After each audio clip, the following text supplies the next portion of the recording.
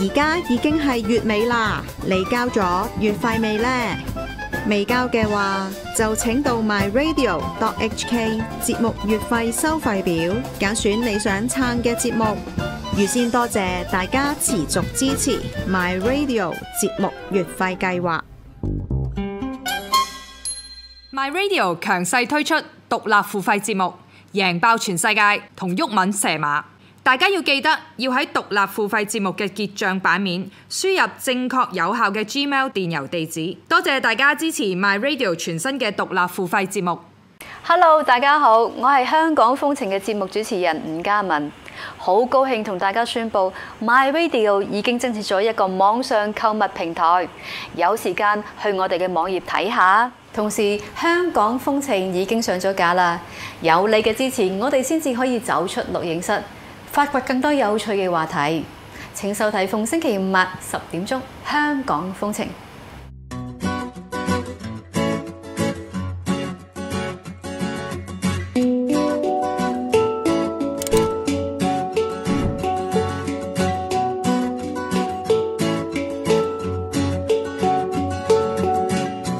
I am Pierre Legandois.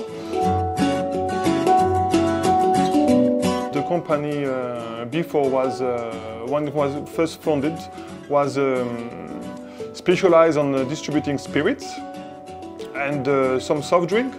And the company has really changed direction after the tax came down here, were abolished in 2008. So the change of directions of the tax have changed a lot our company philosophy. So from a spirit distributor, we became a wine distributor.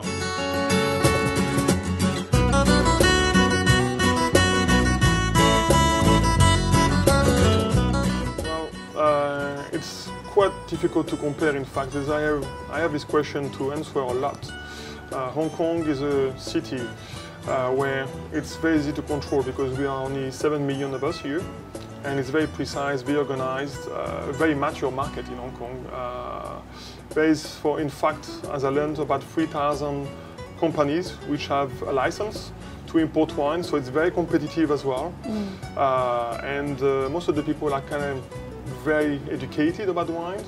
And I mentioned earlier about the tax when it was abolished, and I think a lot of people came on drinking wine, got an interest into wine, because a lot of importers started run a business in Hong Kong. So Hong Kong, very mature, very precise and very focused. While in China, we're talking about 1 billion people, sorry. So it's a gigantic country, and it's not as organized as Hong Kong, in fact. There's a lot of wine players, but I think there's a lot of wine players that do businesses towards making money very quickly, rather than doing it by passion.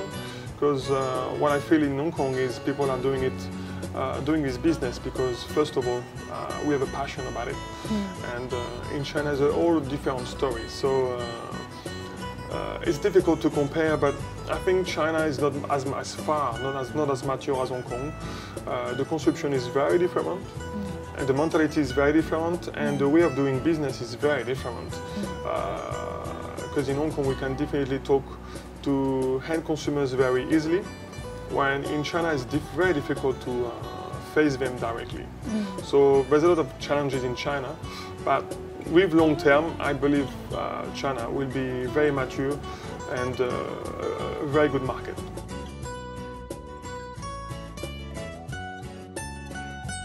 As a company, we need to adjust to our client needs. So we've understand very, very quickly the challenges that the restaurants and hotels were facing, mainly restaurants, because hotel you always have a storage place, but in a restaurant such as Soho, Wan Chai or Tsim Sha Tsui, very, very little space for storage. So a company like us, for example, we've been doing very, very good working with restaurants because we can deliver every day. We can deliver of just a few bottles every day to a customer, maybe except for Sundays and public holidays, but our client knows that, and so it's all about us being efficient with our client and very, very fast, and we've provided the logistics to do that. So I think it's more about suppliers and distributors like us adjusting to our client needs.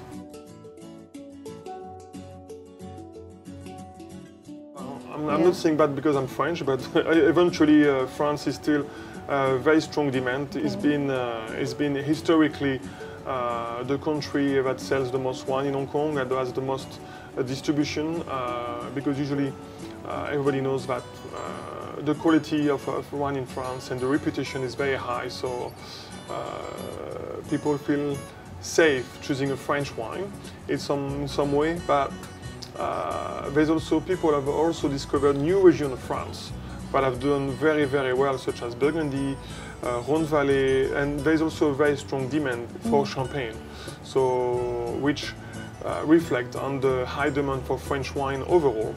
However, there is also countries such as Italy, Australia, who are doing and performing very well in Hong Kong, who are not as yet as the figures of France, but raising every year because there are more quality wines coming out in these countries, and also there's a lot more presence from the winemakers, there's a lot more activities, there's a lot of wine fairs in Hong Kong, so the presence of this winery in Hong Kong has been a lot stronger in recent years, and I felt that also wine from California have been performing very well the last few years.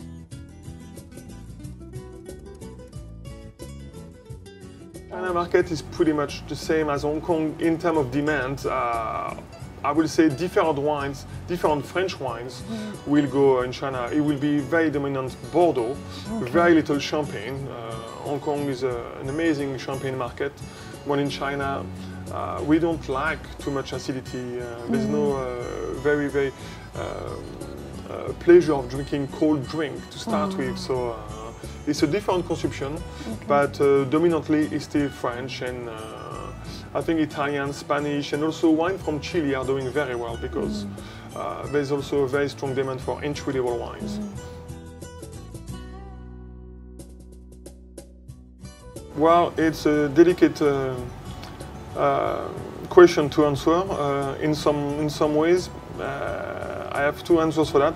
One part of me say yes, one part of me say no. Yes, in a reason that when I see the price, the wine is being sold to the restaurant, the wine price, the wine tag on the wine is quite extravagant, and somehow you have to realize and put yourself into their position. And once they pay their rent, when they pay the staff, when they pay for the food costs and everything, you know, they need to survive as well. So they have no much choices left, but the markup of the wine must be quite high in a restaurant. If I was to run a restaurant in Hong Kong, I would be in a very difficult position. Somehow I think there've been some restaurants who've been doing a better job. They understand the market, and they know that expensive wine cannot be marked up as an entry-level wine. So I think it's getting better.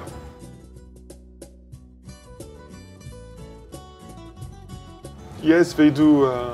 As a matter of fact, we receive a lot of demand from private clients asking for wine specifically with high ratings on. They must be 95 points, either from Rebecca Parker or also very influential critic those days in Hong Kong is James Suckling. So yes, there is still a lot of influence from wine critics in Hong Kong overall. Yes.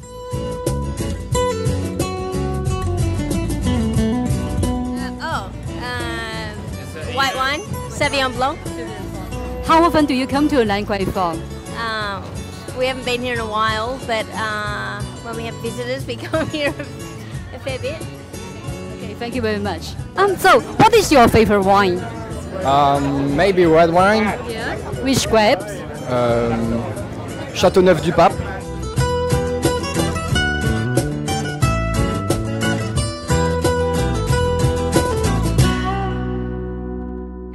節目未完㗎，下一集原來有毓民訪問唐英年，咁啊兩位退出政壇嘅老鬼，究竟係講政治啊，定係講酒呢？